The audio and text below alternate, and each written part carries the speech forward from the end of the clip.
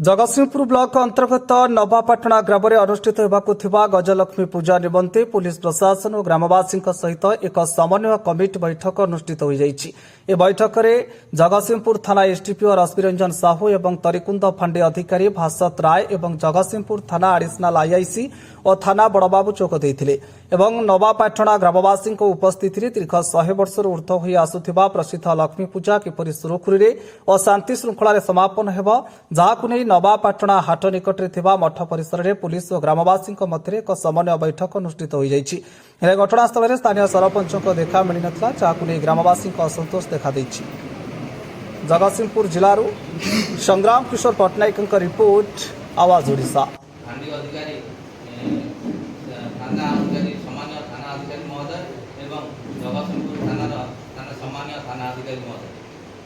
समस्त को आज एठारे स्वागत करा जाउछि। ग्राम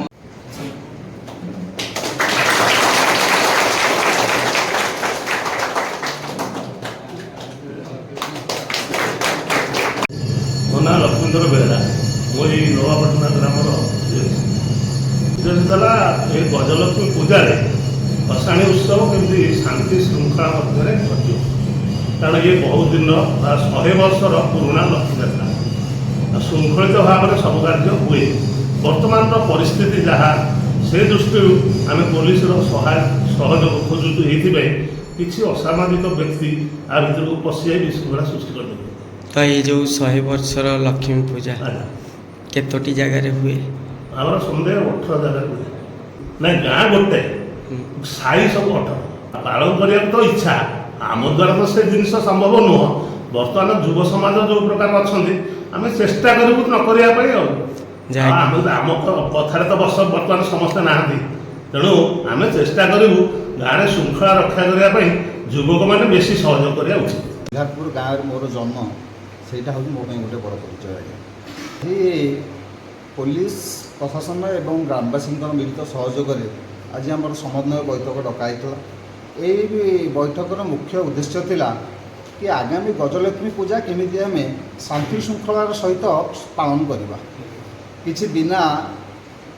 झमेला बिना मद बा बिना विशृंखला केमिति आम ए पूजाटी को अति सुरुखुर श्रृंखलार सहित समापन करवा से बाबद आज आम गोटे समन्वय बैठक डकाई देखो भसाणी दिन पर आज आम जहाँ समय धार्य करागला